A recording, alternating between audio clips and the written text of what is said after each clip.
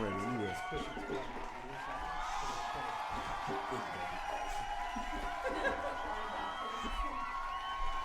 Hey, hey, hey. So glad to be with you guys today. Now, today I'm telling you now, I'm more than confident we're going to go over time. I'm more than confident you guys are going to enjoy the show. And I'm more than confident that it's a whole bunch of frogs that have never listened to me that's on today. But before we get into the show, of course, off camera today, we got the round-faced Mexican girl in the house on the ones and twos with Miss P up there on the threes and fours. So this should be one of the best shows we've ever had with the mixing and scratching and cutting. So I'm putting them to the test right now. Miss P, can you put those two beautiful black babies up on the screen that we discussed earlier today? So with those precious gems up there, I want to talk about something that I noticed over the weekend. For me, the election and all of the yelling and screaming and they won, they lost, they cheated, all of those things, totally understandable. You pick a side, you roll with that side. But I saw something this weekend that meant more to me than anything I've ever seen. And that was the picture that you guys are looking at right now. Now that's in China. That's in somewhere China with my beautiful younger sister and those beautiful baby girls and their 6'5" dad, beautiful black, strong American family overseas. I got to talk them up. They my people. But that picture right there speaks volumes. And we all understand that pictures are worth more than 1,000 words, and how important it is to have a visual of what you can be. So what that means to me, what this weekend meant to me, was something that has never, ever been seen. It's unprecedented in America. It's the ability for young girls, and this is a shout out to all women who have any respect for any woman on the planet, to look up and see that woman on the screen and that woman look like those girls changes the perspective of their life and what they can aspire to forever. There's a reason why little black kids in the hood aspire to either be entertainers or ball players. It's because that was the highest picture of success that they could see repetitively. So any young lady on earth right now today can look up at the screen and say, "Mama, who is that?" And baby, that is the Vice President of the United States of America. And immediately the belief that they can be anything, including the Vice President of the United States of America, can be birthed in them at that moment. Now, my old man could tell me, "Hey, son, you keep working hard, you can be president of the United States." I never would have believed it because I had never seen it. And I know that because I asked him how he felt when Barack Obama became president, and his words were, "Son, unbelievable. I never thought I would have seen that in my lifetime." Imagine what we just saw in our lifetimes. As a matter of fact, you don't have to imagine it. See what we saw in our lifetimes. We saw an opportunity for young girls in the United States of America to aspire to the second highest chair in the United States of America. And parents can look at those young girls and say in full confidence, "Baby, you can be anything you want to be, including the Vice President of the United States of America." So shout out to Vice President-elect Harris.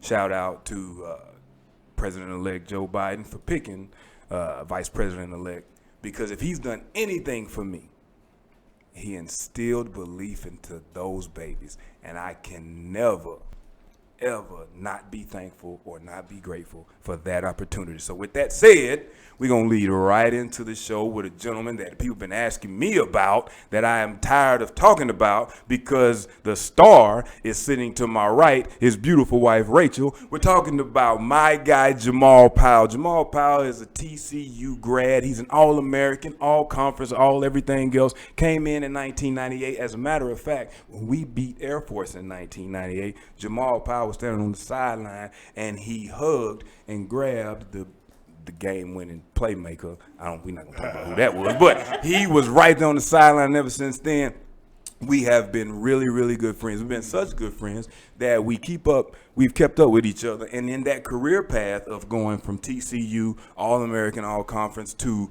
NFL, not only one team, but two teams, a nice stint there, and then playing in Canada as a professional, coming out of there from the highest level of competition back down through the coaching ranks.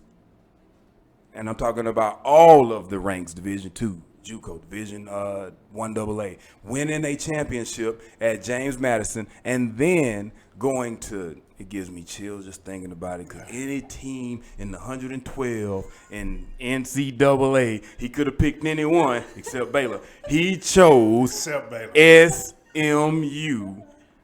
and that's where his career stops, and this story starts. I am super excited. Listen, I'm going to repeat the immortal words from one of the greatest albums ever, and that is from the song of UGK, not UGK, 8Ball and MJG, Mr. Big, at the beginning of the monologue. This is not a sad occasion, so we do not want tears. Ladies and gentlemen, TCU, please stand up. SMU, rise a little. For my guy, Mr. Jamal Cheese Powell. Hey, what's up, brother? What's going on, man? You thought I was going to be playing when I brought you out today? I'm going to say this just so we can start it off. There are grown men that I've known for over 20 years that do not know my name is Jamal. They only know me as Cheese. Hey, man. I have a great story, and then we can get going there, G. Cheese. Why do they call you Cheese? Man. So one of our best friends' name is Bo Springfield. Shout out to Bo. To this day, still talk to him, hang out with him, everything. My mother drives and takes me to school. We take out all the stuff and put it in my dorm room and groceries and all that. And she's getting ready to leave, crying, hugging me, all that type of stuff. She drives off. Bo helped me put all that stuff in there. And then I realized, I said, oh, man, I forgot to ask my mom for some cheese. Well, back then, cheese meant money. Money, we needed paper. Yeah. So he was like, what, you need some money? I said, no, man, cheese for a ham sandwich. And excuse my language, he says, you know what, fat ass, I'm going to call you Cheese from now on. And till this day, there are grown men that coach me. There are men that have played with me. Wow. There are women. Everybody that's been at TCU will call me Cheese, but if you say, hey, do you know Jamal Powell? Who? Cheese? Oh, you mean Cheese? Oh, yeah, I know Cheese. That's so true, man. That's so true. We was talking about that a couple of months ago. Me and Bo was talking about that. Then you and I talked about that. That's fantastic, man. So, with that being said, man, you came in straight out of Channelview, right? Straight out of Channelview, straight into TCU in 1998. Okay? Let's talk about that experience. Well, it was a little bit shocking because you leave, Channelview is a little more diverse than TCU, obviously. More Hispanics in Channelview. I went to TCU, and you talk about just like eye-opening. Yeah. Oh, my goodness. Yeah. But you find home very soon because of your teammates. And when I used to not like going to school before everybody else, I understood it. And it makes more sense. And I can see why football teams do it. I was at home. Right. After we were there for tour days, and Coach Friend and ran us up and down every hill he can think of, and put 2 more minutes on the clock because he mad we didn't score enough touchdowns or whatever you want to call it. And then we go and joke and play about it and fight and do all those things.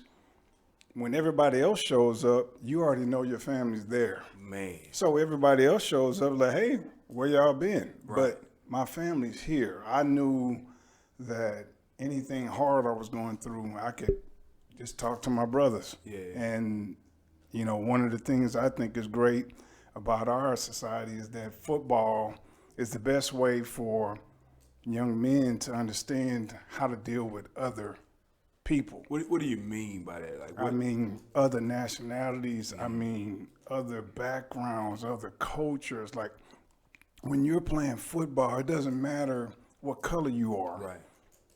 Because I know you can go out there and ride for me. I have no choice, right? And you know for a fact I'm going to ride for you too. And you figure that out way before we touch the field. No doubt about it. They always talk about, you got to get trust in people before you can have friends. I don't need to find trust in teammates. They earn that from me, and I earn that from them way before we touch the field. So when we touch the field, they're like, people talking about, oh, this team looks like they're all together, and they're playing really hard to get. Hey man, we did that day 5. Yeah, we found that out early in spring. We found out in spring. Long time ago. And the biggest thing I think for young men, and I think all children should play organized sports for this reason, is to learn to be around other cultures, other backgrounds, and then understand it's not my way and then you're wrong. It's, well, let me figure out something new. And maybe I want to be interested in that, or maybe I'm not interested in that. It does not make it wrong. It just makes it different. Yeah. Being different doesn't make you wrong. Right. Being different is just different. I love looking at our children. We have 3. All of them are different. Every last one of them are different. But I love them all the same. But boy, when I tell you they different, they different. Rachel, what does he mean by they so different? Personality types. Yeah. We've got our firstborn is typical firstborn. Yeah. Responsible, afraid to let you down. Perfect. I'll say it. So you gotta. Now I'm not gonna ask that question. Don't People do it. argue with me Don't all do the it, time don't do it, because I don't know do the it. answer. Trust me, I Don't do get it, don't do it. You love them all the same. Just some you love a little bit more the same, and that's Got a just the second way one, it Rachel? goes. The middle one is the wild child. She will be the one that I will be looking at these stairs at about 9:30 to make sure you ain't coming down, and then I'm gonna, Yeah, there's gonna be some locks on the screen.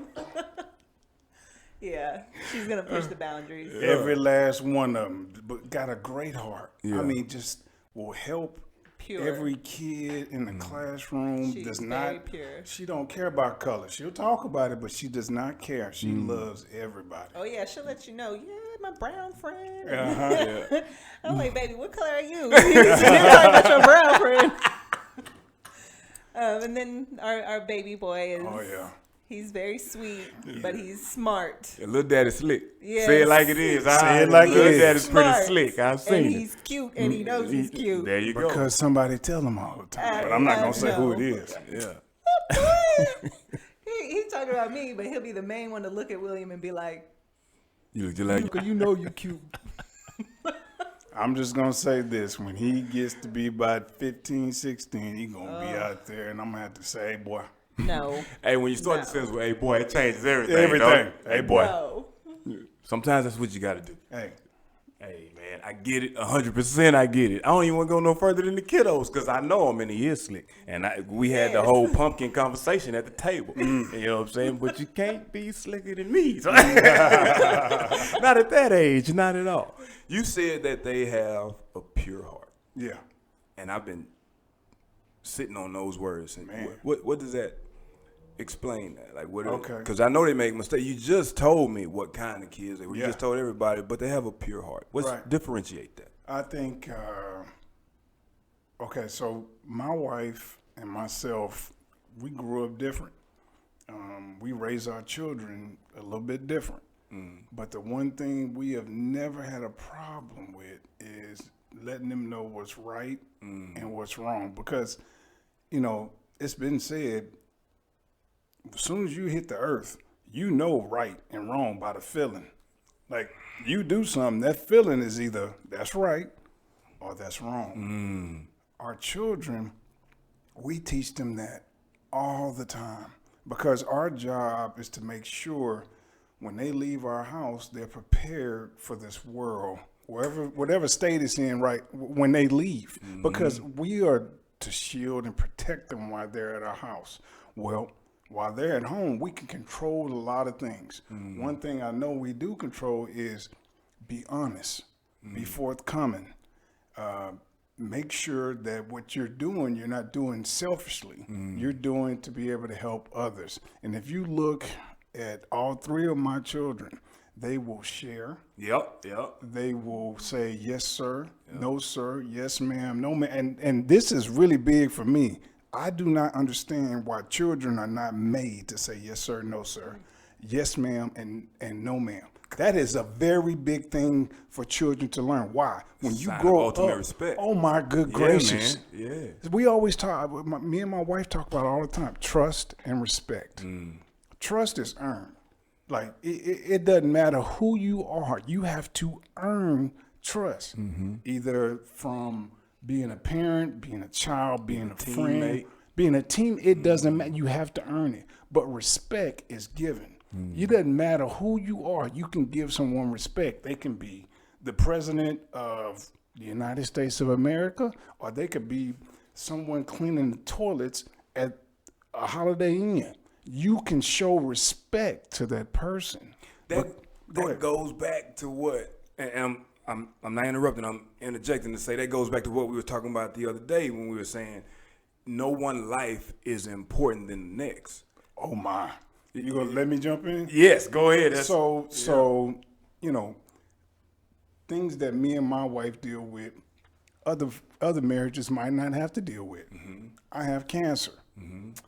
I have chemo tomorrow. I am in a wheelchair. It is hard for mobility for me to get around. Even getting out here. But what me and my wife go through is not more important than what another marriage is going through. Maybe they're going through some type of problem that we have no idea about. It does not matter. It does not matter if we're dealing with cancer or not dealing with cancer. When I was healthy, we were dealing with things. And it was still as hard as what we're dealing with now. It's about how you choose to handle it. I know for me, and my wife knows this, my faith is what pulls me through everything. And I didn't say religion. Right. I said faith. What do you mean by that? Faith? First off, for me, I believe in the Holy Trinity. My Lord, Jesus Christ, and the Holy Spirit. Period. I don't need to talk to you about being Christian and being Baptist. And I don't care about all of that. That is not what the Lord has told me to believe in. And this is me personally. I can't talk for nobody else. I know for a fact there have been a couple times, and my wife can tell you during this process, that I could have just gave up and I know I could have died. And my wife has looked at me one time, I can still remember. It was after I had a surgery on my colon. And my wife's helping me get in the bed. And this is a real moment now, y'all. And I'm struggling, man. I'm tired. I'm tired of this. I'm tired of fighting. I'm tired of. She put me in the bed, and then she gets emotional, and she stops midway and look me in my eye and say, "You better not go nowhere. It ain't time for you to go. You better not leave me. You better get better." And I'm being serious. And she just look at me. I'm like, God, dog. And what do you do? What can you say except I better get better. I better get better. I got no choice, because you know what? My wife didn't pick this. My children didn't pick this. Nor did I. You didn't pick it. But that's not the point. Right. The point is, what am I going to do with it? We have a saying in our house. My wife does a great job putting stuff up. Powells don't quit, period. Endo. We ain't got to talk no more. My kids know Powells don't quit. And I can promise you this, through this battle that I'm having with cancer, wherever it go, I don't care if it take me or if I fight through it, they going to know their daddy put his foot in their ass for as long as he could. For as long as he could. He could raise his foot. God dog it. I might not feel it, but I can put it in there. And they gonna know that their father, every day when he woke up, he looked at his beautiful wife, he saw his beautiful children, and that's all he needed. I got my Lord. I pray to my God every day, but he gave me them. There's a reason that I still have them. there's a reason why I can wake up every day and smile. Because there's people that are worse off than me. Me and my wife live a very comfortable life. As much as we got to deal with this cancer and man. Rachel, I want to talk about that moment through your eyes because he only saw himself and where it was taking him. Evidently, you saw where he was going. Talk to me about that moment. Well, there was a time also in the hospital where I knew that Jamal was. He was tired. He was tired in a way that it wasn't just about physical. Like what grandmama say to us, Like, baby, I'm tired. Yes. Yeah. And it wasn't even anything that he verbalized. It was just that at that point we had been through almost 2 months of fighting to figure out even what was wrong. That's why I asked you. You were fighting to figure out what's wrong. So we're going to talk about that moment. We're going to come back to that. Yeah. And then he, you know, when you've spent enough time or when you love somebody that way, you can look in their face and you can see, like, you're hurting. You're hurting in a way that's touching your soul. And when we got home, you know, it was just a battle enough to get him home after he had the surgery. Because there was a complication, and what was supposed to take 5 days took 3 weeks. And I got him home. I got him in the bed. And, you know, normally you get in the bed and you see, oh, I'm tired. I'm sleepy. Yeah. He looked at me and I looked at him and I just knew it. I knew he wanted to go home. And at that point, you know, pals don't quit. Yeah, but you're not about to leave me with these 3 kids. Hey, man, hey, you might not You be have a quitting, job but to you do. come on back home, Yeah. boy. You can take a break, sit down, drink some water, but Sit quit down, it. drink some water. I Yeah. got cancer. Ain't that something up, drink boy? some alkaline water. Do Do something. Y'all better remember you're this not now. about to quit. Everybody listening, this is my wife talking to a man that got cancer. Just want y'all know. Hey. You know, what's cancer? Yeah. You got a reason to be here. You got a you reason go. to fight. And even if it's not about me, because I look at him and say, I don't care. You know, I'm going to be okay. I've seen you circle the drain. I'm going to be okay. I've put on that shield. I put on that armor. That's my job, is to take care of you until you're ready to go. Whenever that might be. If that's 10 days or 10 years. Until that's it's time to go. Yes. Not when he ready. Evidently, you don't let him leave when he ready. When it's time to go. Yeah, ain't when I'm ready. Yeah, You making decisions for your Lord over there. Yeah, well, you need to talk to me about this. Hey, for real. Hey, this is a group chat. Me, you, and your Lord. Yeah, my And, goodness. Yeah, don't be cutting. Don't be putting it on mute. Oh, my goodness. So you could see it and he could feel it. yeah. And that brought us to this point.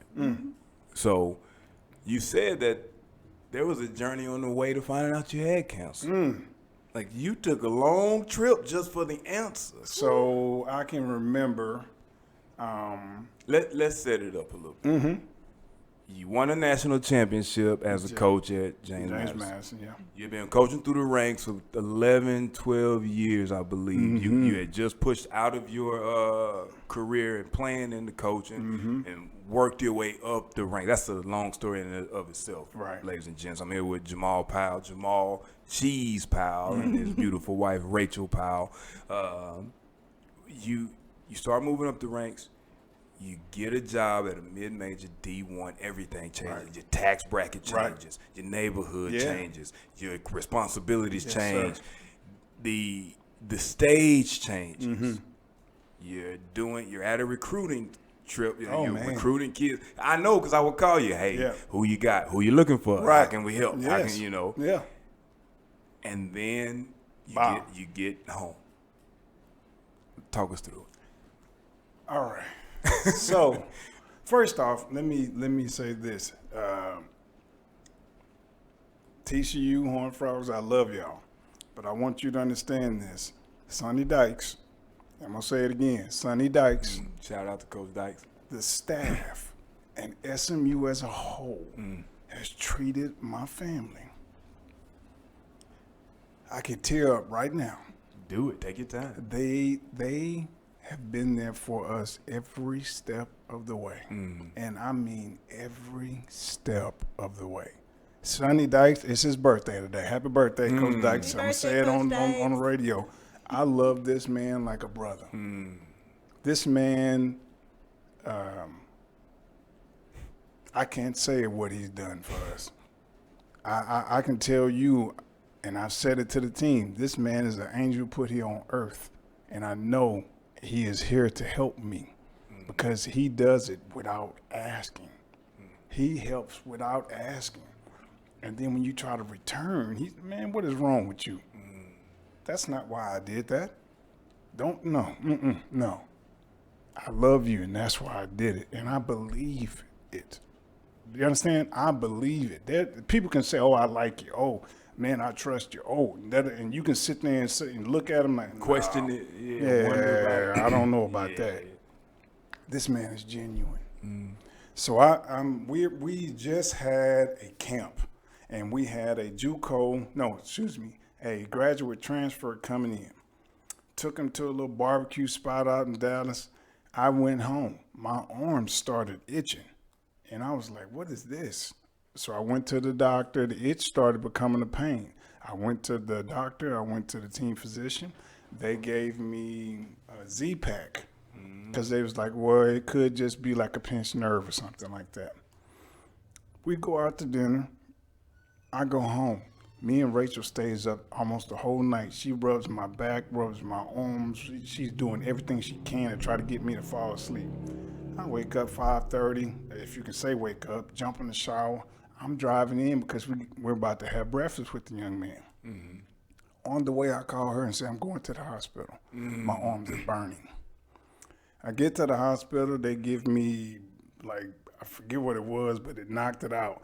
The first hospital I went to, and we're not going to get into it too much, but they end up putting me in a drug-induced coma because they gave me too much medicine. And I got worse. So when I got home, I started losing. I couldn't move. Like my wife was picking me up, taking me to the bathroom because I was barely able to walk. I was starting to lose the feeling. We ended up going to UT Southwestern because of Sonny Dykes. He got someone told him, hey, you should have him go to this hospital. They take me to the hospital right off the bat. Within 20 minutes, they said, I think I know what this is. They start treating me. And for a couple months, they're treating me for the wrong thing. But they don't know that. Right. Because it's the cancer is attacking me in a different way. Man, we was in that hospital for I don't know how long, and then they finally found it. And, it's cancer. Man, my body went through so much atrophy, and I tore all the muscles off my hip bone, and me and my wife have been through a lot. I got 9 toes. Let me hit you with that one. Yeah. I don't even go down that story. But I find out that I got cancer, and I'm like, I got cancer. And to be honest with you, when they told me, I was just like, at that point, I had been hit with so much stuff. I was like, just tell me what I got to do. Seriously, let's get to it. Man, if you want to cut it out, go cut it out. Do what you got to do because, honestly, I am tired. Just give me what treatment I need to get so I can stay home with my family. Because for about a year and a half, I'm in the hospital. In and out, but I mean, I am in the hospital. You are in the hospital. You checked in. And yep. You want, and so I. Don't worry, you next. I told the team. I told the team this last year. People these days, I don't know why, jump in and out of marriages like it ain't no problem. Me and my wife don't believe that. I can tell you, my wife don't believe it. She's showing you. People don't understand what a vow means. You took an oath. You took a vow. Through rich and poor, through sickness and health, till death do us part. That woman told me I couldn't leave, so that means you don't get the part. But through but sickness. My wife has stayed by my side every single day. When I was in the hospital, she slept in that little corner and was there every single day. I got to the point where a nurse would come in and try to do something with me. I'd be like, nah, my wife got it. Yeah. And my wife be like, I'm like, my wife got it. And she's almost like god dog nurse now. Seriously, my wife can do damn near anything. But what I don't think people understand is that is what the Lord meant for marriage. Like, I leave my mother and father to go and be with my wife. That means now me and her are everything. Well, how can she be at her greatest when I'm at my lowest, and vice versa? It don't work that way. It is a marriage. It is a partnership. And when I tell you, me and my wife are not perfect, and we argue, but I wouldn't do it with nobody else. Whether I was sick or not sick, Right. I wouldn't do it with nobody else. I thank the Lord every day for what he's given me. People choose to look at what they don't have. Or what they think they earn. Oh my goodness, you were given. It is a blessing. You think you earned? How did you earn this? Someone had to give you the opportunity to be able to get that. Say that again. Someone had to give you the opportunity to be able to get that. Because opportunities are given. My goodness, I can go on for days about my wife. So I'm going to stop you right Go there. ahead. Rachel, Yes. you're watching him go through this with not knowing what's going on. You just got you got experts, you got doctors, and I don't ever want it to sound like I'm picking the side of ill intent, because I don't know, just like you said, they're treating you for the wrong thing.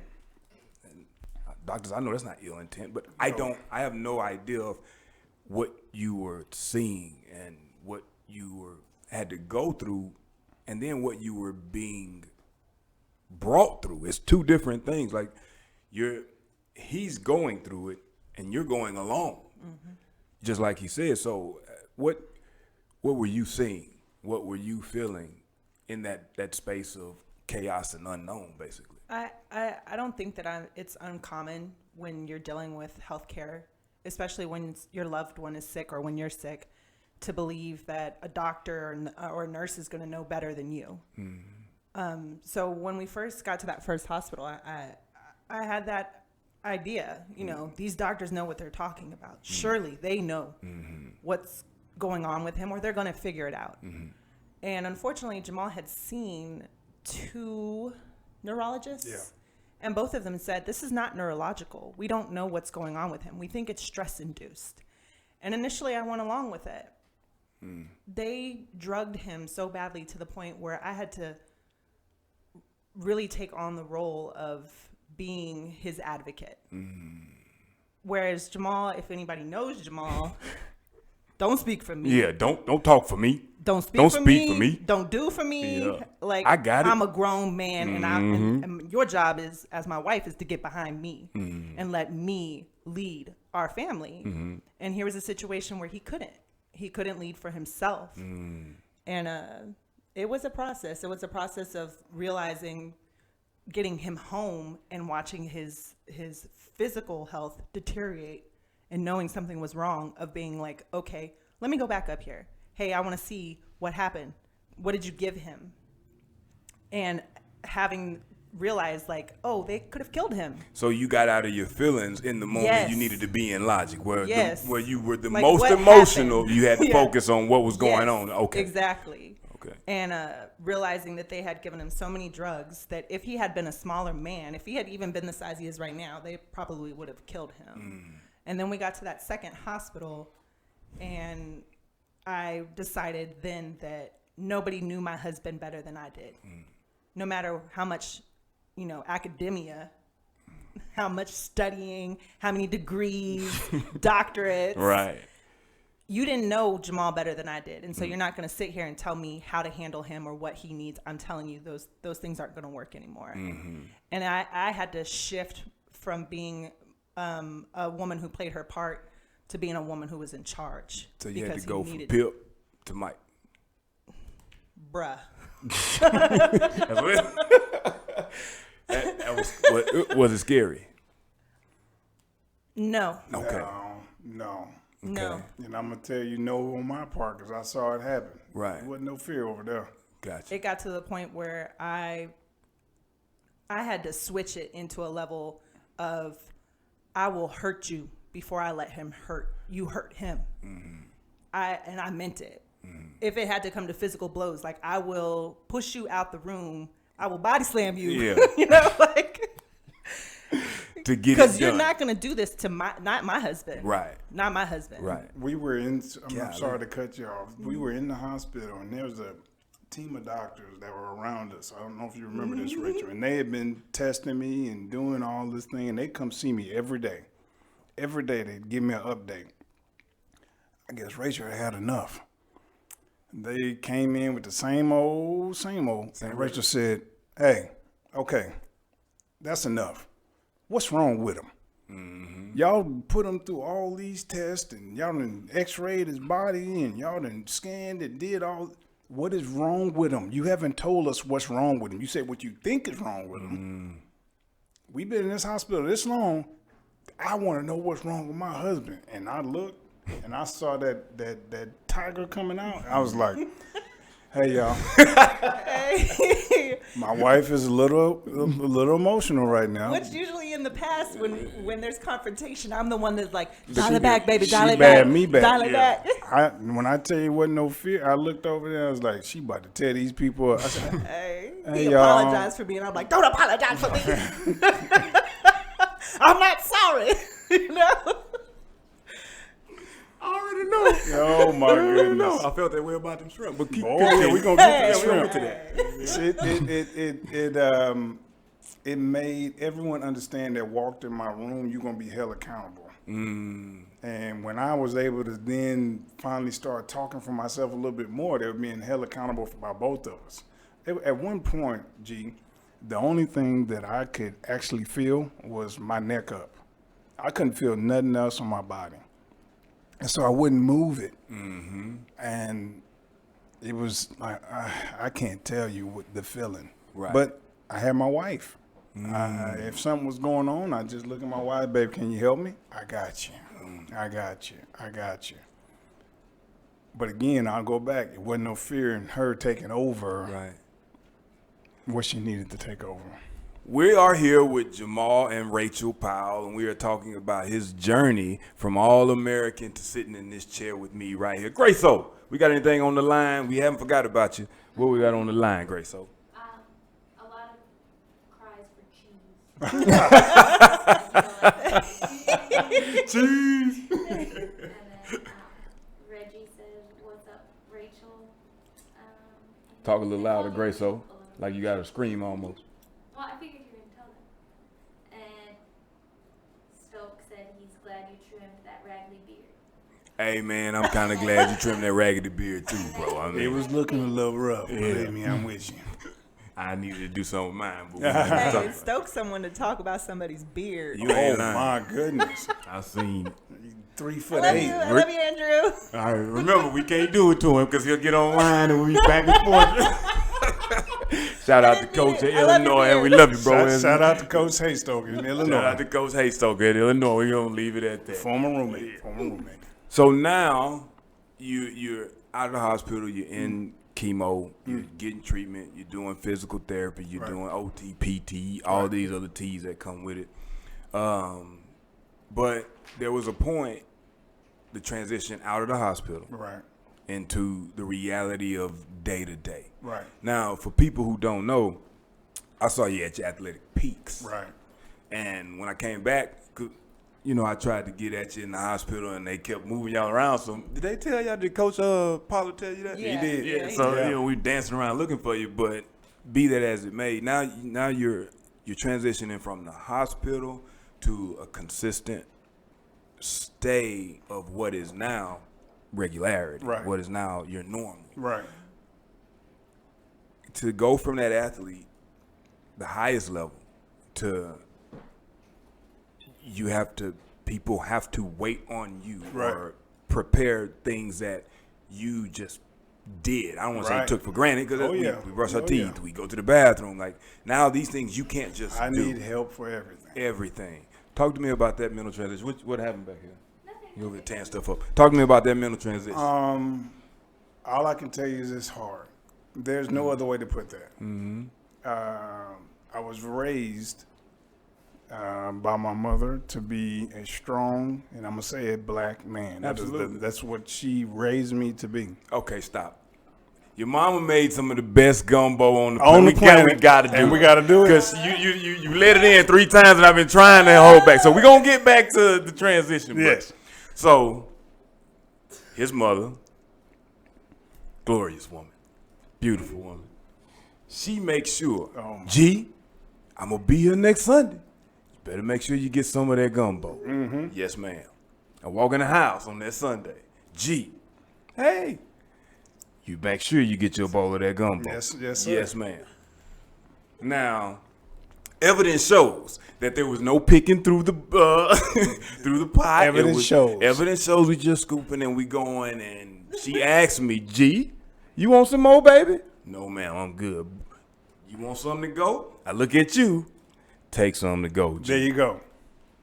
What's the rest of the story, G? Well, so what ends up happening? First off, my wife gives G a small container to take Taste. a smidge. smidge A container shot. to take the gumbo home with because I had to pick out 8 pieces of rice to put in Put the into bowl the- so, yeah. so it'll fit So- with the gumbo. Lies, all lies. hey, so because apparently we had gumbo shortage. I'm not sure. I'm not sure either. Yeah. Once G leaves, me and my mother are sitting up there just hanging out. My wife apparently goes to the pot and say, did Greg come over here and pick out all the shrimp out of the gumbo? And me and my mom was like, what? We were like, I think G came over here and picked out all the shrimp out of the gumbo. There ain't no more shrimp in the gumbo. I look at my mom look at me, and we like, what are you talking about? We got another pound of shrimp in the refrigerator. No. I want to know, did he pick out the shrimp out of that gumbo? This is And did revisionist history. It did not happen like this. Continue. All I know is Bo Springfield came over during the week. I told him about the story. And you know, Bo being messy, he calls G and then regurgitates with a little bit more of what with some Bo-isms. style, Yeah. you know. And the next thing I know, G show up at my house with a bag Bag of shrimp. shrimp and walking in the house apologetic. I apologize. I did not do that. I was like, I looked at my wife and I said, you better make sure this man, he know he okay. Because this man is, I felt bad, he man. don't I want to felt come to real my house bad. no more. Hold on. So this is how it really No, happened. that's what happened. All right, so we gonna move on. So as we were discussing, as we were discussing, Yeah. we'll get back to that. We'll get back to that. How did it? We here with Jamal and Rachel Powell talking about this journey, and we're talking about the importance of each life. So, in that transition from high level athlete, highest level athlete, high level coach, Right. to now you can't do anything for yourself. Right. Talk to me about that mental transition. I'll be honest with you. The high level athlete part, that part don't matter. Really? That Explain that for all of us who thought at one time we were high level athletes. right. Like I was blessed because I didn't have more ability than you did, G. I didn't have more ability than most people. I just had opportunity. I got an opportunity to go to the Titans and Shine. Test your ability. test my ability. And to be honest with you, they didn't practice like we practice. So that's what made me make the team. They didn't practice like Fran practiced. So when we was at practice, I was like, this is easy. You want me to let up? I don't know what let up means. That's right. I get in trouble if I let up. Yeah. So that allowed me to take advantage of that opportunity. So I don't think about the whole high level athlete, all that, whatever. Right on. I'm Jamal Powell. Right on. But being able to do for yourself, that is very hard. That is very hard because you have to humble yourself to ask someone to help you on a consistent basis.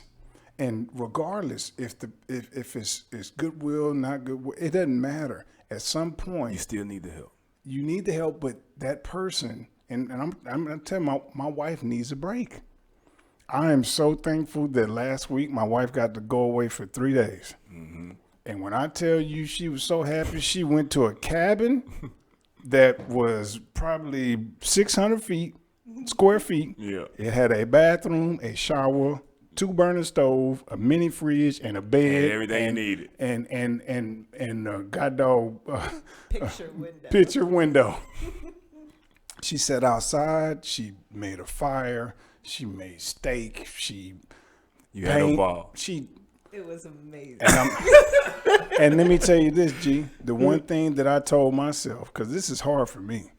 The one thing I told myself, don't you bother your wife. And I called everybody and said, don't call Rachel for 3 days. Leave her alone. If I hear you call her, me and you gonna have at it. Leave my wife alone. See, that's what I'm talking about. Me and you gonna have at it. What you gonna do? Bruh.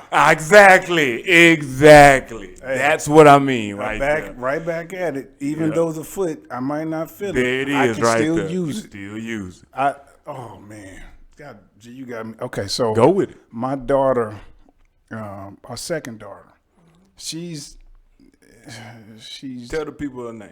Ellison. Yeah. You know, Jaden's our oldest, Ellison's our middle, William is our son, the youngest. Ellison has schoolwork she has to turn in by the end of the week. She missed a couple of them, but she told us that they were done. So obviously there's a problem. And it got to a boiling point with me, and I had to get after it a little bit. Took her iPad away. People don't think that mean much. We only let her get on the iPad for an hour. But when I take it away, they don't even got the option no more. She can't play on the Nintendo Switch with her brother and sister. You know, I go a little bit hard. Rachel will tell you. But I had went so hard that I could tell it was a little too much. So I brought my daughter over to me, and I looked at her. I said, do you know your daddy loves you? She said, yes, sir. I said, how much does your daddy love you? She said, 100%. I said, no, ma'am. I said, no, ma'am. I said, do you know that your daddy would take a bullet for you? Do you know I would roll my chair in front of a bullet for you? Do you understand that your father would put his wheelchair on a train track if I had to make the choice between me and you to make sure you live? That's how much your father loves you. I will lay down my life for you. I said, but you have to understand, we see greatness in all 3 of y'all, and we gonna pull it out of you. No matter how it's gotta be done. My way, your mama way, it's gonna happen. And you have to understand, until we get to the greatness, we're gonna hold you accountable. We're going to ride your ass. Say that one more time. Until we get to the greatness, we're gonna hold you accountable. What you gonna do, Rachel? Ride that ass. There you go, just like that. I think that's more powerful than. I don't have a comeback for that. I mean, you got to pull it out of them. So, even if you're sitting in the chair, even if you have to ask for help, because you got a sound mind. Well, and that's what, and see, I'm glad you said that. So many people, and I know it's hard for them, all they can do is go off what they see. They see that cheese is not the same cheese that he was. He's sitting in that chair. My mind is fine, and my body is recovering. What'd you tell me the other day, G? The body is made to heal itself. That's right. My body has come back from so much stuff.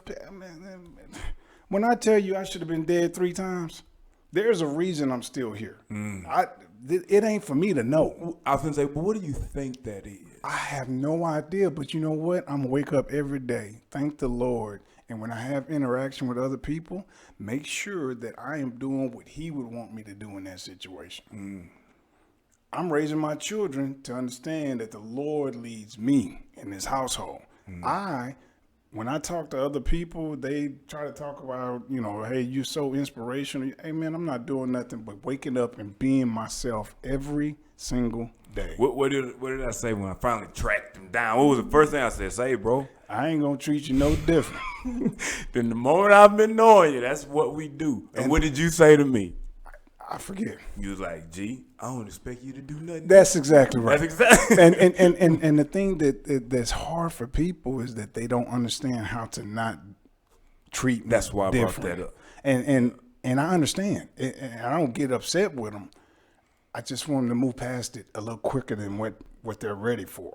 Like when they come in, I It's know the it's shock. I It's the get initial. it. You got to get the You gotta shock out prepare the way. yourself Hey, I'm for gonna it. let you get the shock. Yeah. You know, you got to. Okay. After that, what's going on? Get back to it. Yeah. You know, we bypassed that first part. I just noticed, like, I know Bo bypassed that with you. Ain't even- I bypassed it with you. We just went in where we were. And rolled right Yeah. in. But see, that goes all the way back to what we talked about at the beginning of the show. Brothers, teammates, trust. I mean, loyalty.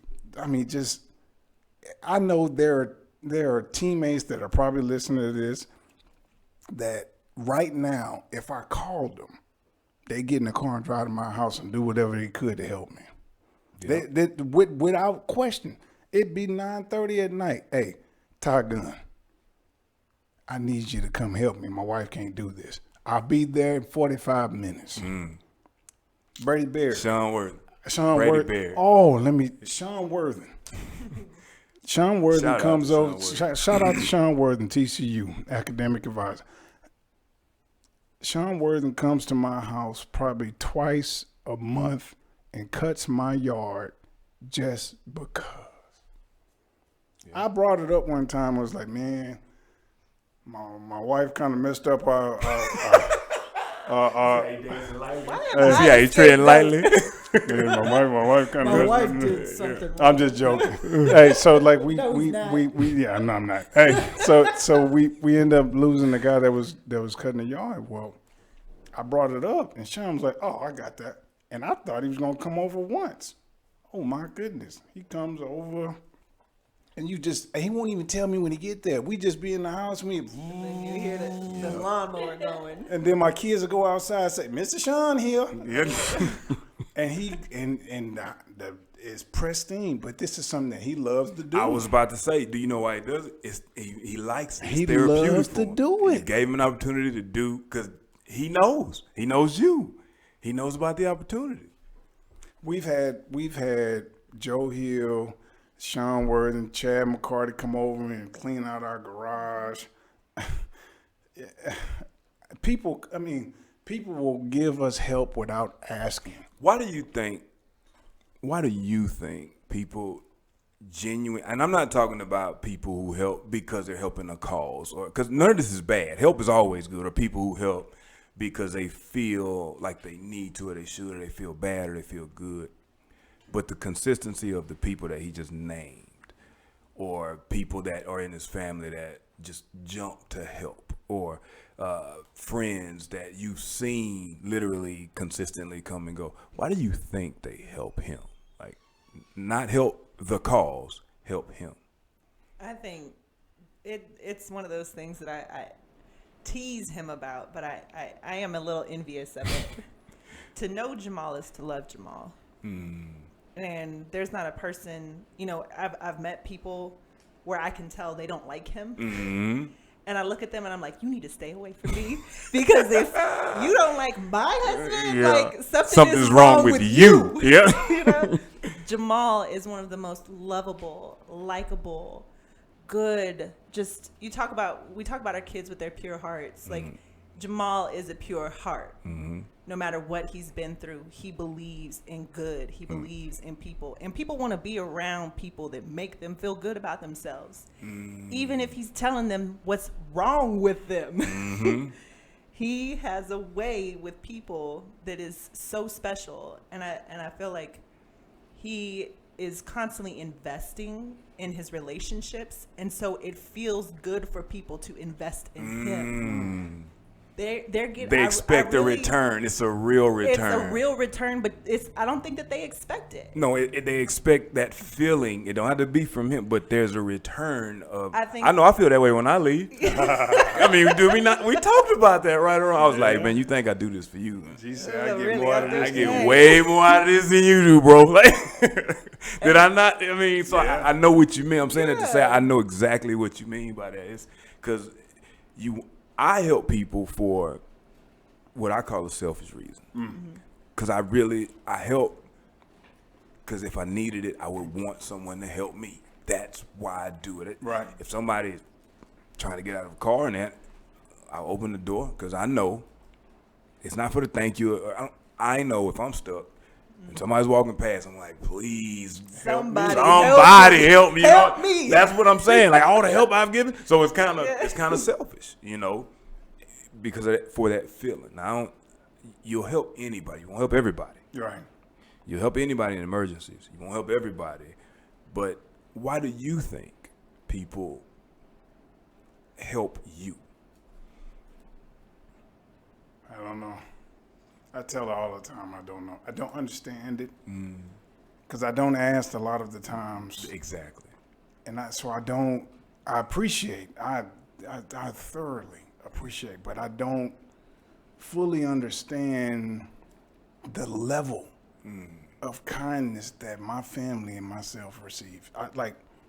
I'm not talking about somebody come over and bring me a Whataburger. Yeah. I'm talking about somebody will come over and take my truck and go get it detailed just because it's supposed to, or somebody will come over and, change out the ducts or the air vents. Like, where'd you get that thought from? Well, because y'all been in the house and maybe it got dirty air and you got. What put that on your heart? That's the question you're asking. Yeah. Who put that on your heart? Because I didn't ask you to do that. I appreciate it. I thank you. But where did it come from? I don't know. And all I can think is God. That's all I can think. I can be honest with you with this. And I think we said this. I can be honest with you, man. I have never went in just having ill will towards a person. Me and you talked about this. Yes, we did. Yes, we did. And I don't understand how somebody can just have ill will towards someone. Just because, yeah. And am I saying this wrong? I'm saying I don't understand it. Now, if somebody come and put hands on me, well, I'm gonna have to put hands right back on you. If somebody put hands on my family, well, hands coming right back at you. That's consequence. It's just what's justice happening. And consequence. But I'm not going seeking out any of those things. What I do believe is what I've been taught and what I've studied. If you treat people the right way, where's the problem? Where's the problem? Even in our coaching realm. And when I tell you in our coaching realm, there's some dirty, terrible human beings. I'm talking about will laugh and smile in your face and go right behind you and just cut you up. And we've been in cut you deep. And coaches all across the world have been a part of this. And I know me and my wife have been a part of a lot of it. I forgive a lot quicker than my wife does. I forgive a lot quicker. Why? Because everybody makes mistakes. I can be honest with you. I bet you the same people that might have cut us deep, they look at us now and it's hurting them. What they did hurts them, not me. Because you know what? What's for me is for me. It didn't matter what that person did. God gonna give me what he wants me to have. I can, and I'm not gonna talk about names. We were out of a job at James Madison and end up being able to stay at James Madison. Now, is that man or is that God? Is that because one man said yes? Or is that because God put it in his heart for him to say, that man needs to stay? And when I didn't go somewhere, was that because that man said no? Or was it because God said, leave him alone? He don't need to be with you. He needs to be right here so he can win that national championship. Hey, man, I what's for me or what's for you, if you believe, is you're going to get regardless of what anybody want to do to you. It does not matter. God is what's going to make sure you have what you need. I want to ask this question the right way, because you said at the beginning, man, you talked about your faith, your belief, and we talk about that all the time. Yeah. And I always tell you, I have a hard time articulating what I mean, because I don't want to sound like I don't believe in God, because Right. I do. Yes. I just don't believe what I've been taught Yes. versus what I've learned. So with that kind of faith, how do you reconcile, the moving forward when things go what we see as bad, or when they change abruptly or roughly? Right. How do you keep that faith beyond the story of Job, or Right. beyond, because this is real for you. Oh, yeah, This yeah. is not something for us. It's a story. Right. For some, it's a great story. You're my friend, so Yeah. it's life. Yeah. But y'all are living this real life situation that other people are watching play out. How do you keep that internal belief in her, your trust in her, and your trust in God to continue to give you these things, even in the midst of these storms that you're running into? Right. How do you reconcile? How do you see that the way you see it versus seeing all the pain, or seeing all the blessings, or optimism or pessimism? Like, how do you? Because what you're speaking in logic. Yeah. How do you see that? I think whenever I finally realized who God was to me, and it took a while for me to understand that, I've never forgotten it. So let me ask you a simple but hard question. Give it to me. Who is God to you? Everything.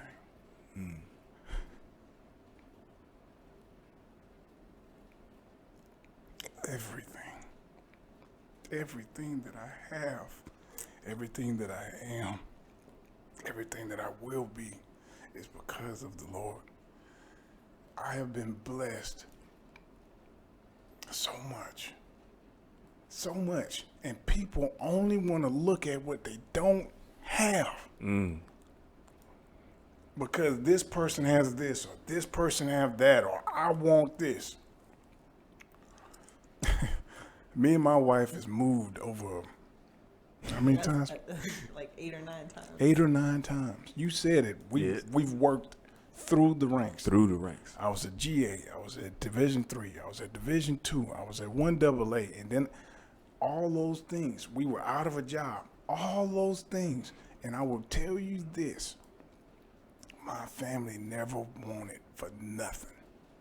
Not a day that I've been with her have we had to say, we don't have food to feed our children, or we don't have food to feed ourselves, or we don't have a roof over our head, or we don't have a vehicle that can get us from A to B, or we don't have money in the bank to be able to go buy what we need. Where does that come from? Am I just lucky? Am I the luckiest person on the earth? We know that's not the case. That's what everybody believes. I don't know if that's the case or not. I know that I am blessed beyond belief. I am blessed beyond belief. I wake up every day and I look at what we are able to be, like the home we stay in, my children's safety. Me and my wife was talking about this. I grew up in a neighborhood that, was a little bit sketchy. A little sketchy. It's just what it was. It is what it is. My children don't live in that neighborhood. My children don't have to worry about that. The worst thing that happened in our neighborhood is that we get some notification on Ring talking about somebody broke in a car at 3 o'clock in the morning and didn't take nothing. It didn't take nothing. We put security on our home, and the dude told us the worst thing that happened around here is when people leave their garage up and they get their golf clubs stolen. Are you kidding me? Golf clubs? Gee, I I attribute everything that I have to the Lord Almighty. Everything I have. And I don't care if someone agrees with it or not. I don't care. For me, it starts with him. And that's why I have her. That's why I still have her. That's why she has not left my side. Because if I had treated her any other way, I might not have my wife. And we done been through some ups, downs, lefts, and rights, and rocket, whatever you want to call it. And we done fought and stayed together. And that's because I still go back because of him. It's all because of him. And I think when people stop looking at their situation as it's bad or it's not where I want it to be, and look at it as thank you for what I have, you be way more appreciative of what you got. Way more appreciative of what you got. And I know where mine come from. Okay, Rachel, Yes. with that kind of testimony,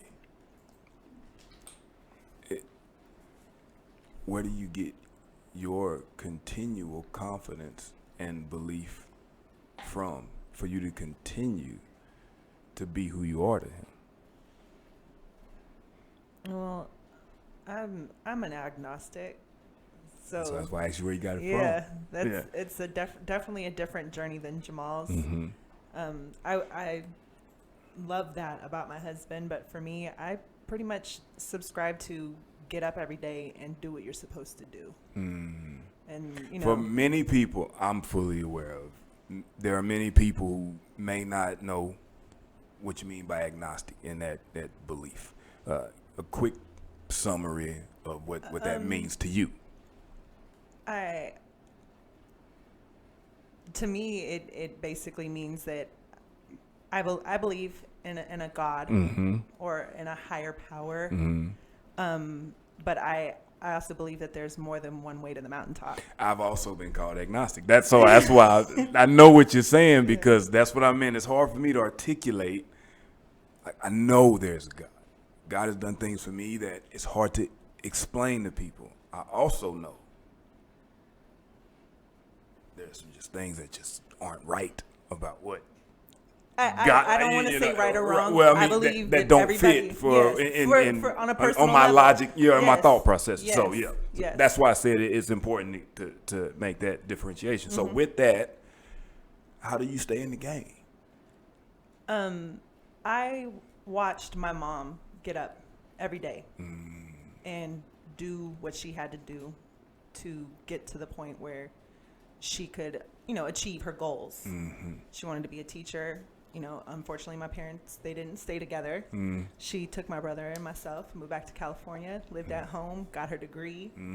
So you watched the work happen. You learn from, and then you watch your grandparents from and what you saw. Yeah, and even with my father, I watched my father, and no matter what, you get up, you get dressed, you do your job. Images are powerful, ain't it? Because you watch that and your whole life. you can be working towards something, or you could just be trying to get by. But there are still things that you have to do every single day. And for me, my husband, taking care of my husband, making sure that he has what he needs, getting him to his appointments, making sure that my kids smile every day. Yeah. Those are the things that I'm supposed to do. So it's not pretty. Right. Sometimes I don't get out of my necessary. PJs, but everybody gets what they need, It's necessary. Yeah, I get up and I do my job. We are here with Rachel and Jamal Powell, and this has been extremely powerful for me. I talk a lot when I talk, except for today. So, Gracie, what we got? Anybody got any comments, any questions, any thoughts? What do you got over there? Miss Sherry tuned in a Talk little loud. later, but she wanted to say for you to keep speaking, that she's going to go back and watch it because she came in late. She said, this is deep from one cancer survivor to another, because you will survive, and then God's will be done. And then Chad McCarty chimed in, said, Hey, when y'all see us laugh when she say a certain name, hold on, Grace. So it's because immediately it goes back to a memory of that person because he's a teammate. So it's like Chad. Chad was the youngest principal, and maybe the first black. No, he wasn't, but he was the youngest principal in that entire in that district. entire district. Yeah. And got out of education, but we'll have him on soon too. Mm-hmm. But continue. He said, going back to earlier your conversation, how you couldn't understand people who wish badly on other people, right? Ill will on others. He said, hurt people hurt people. Mm-hmm. But he said, when the numbers don't make sense, you have no choice but to count your blessings. Speak. And then Miss Sherry put Proverbs 31. I like you, Miss Sherry. You keep it coming. Well, Rachel, I want you to leave the people with something. And I want you to leave them with something that they can take, food for thought, or you could stuff it down their throat. Either way, leave the people with your thought on whatever you want to leave them with. I wish. Can you give me a little more than that? Yeah, okay. So you end it with, you just got to get up every day and you got things you got to do. Mm-hmm. And you explain that really well. So with that, what would you, if you were walking away from a conversation, what would you leave a person with in that realm? You have to draw from the things in yourself that you're not even aware that are there. We spend a lot of time with negative speak in our minds, saying, I'm not strong enough, I can't do this, why is this happening to me? And at the end of the day, that doesn't serve you. That doesn't serve the people around you. And so when you feel yourself doubting your abilities, just understand that there's more to you than even you can believe at some point. I think, yes. I think doubt is so necessary. You said something so powerful just then. What are you going to leave us with, Cheese? What am I going to leave you with? Believe. Just believe. I look at our world and I look at, this pandemic that's going on. And our president-elect, I told Rachel, he won me over. Just because he was up there talking about God and he was reciting verses. And if we don't think that we need God in this time, I don't know when they think we should need God. I know I need him every day, but we have people dying from a virus. People can't come out their house. They're scared to come out their house. They're scared to go to work. Just believe. Just believe. Belief is a super powerful thing. Man. That leads me to my final statement of the day, and I'm gonna end it with the way I started. First of all, you guys have been tremendous. I appreciate it. The information you gave, if nobody learns anything from this, and they just don't have a sound mind. And I really believe that. But I think your statement on belief is spot on in the fact that if anything, believe what you see. Because I saw a woman who had never looked like anybody else ever in the history of this country hold the second highest seat. And I don't care what anybody says or how they feel about it. This is not about my feelings. This is about what I witnessed. I saw her take that stage and speak to the people. And I watched my nieces from afar, fully engaged. I can only imagine what the positivity going through their young mind just because they saw something powerful enough to make them believe they could be more than what other people may say they're gonna be. That's very, very powerful. Yes, it is. So with that being said, my friend, I'll see you again this Sunday. That'll wrap it up for us. Miss P, you can hit him with the sound bite. Graco, you were fantastic. We got you out of the whispering hole. Rachel, we got to get you back. Jamal, we leaving you at home. That's going to be the end of us on this episode. You guys were fantastic. We appreciate having you, and we will see you again next Monday.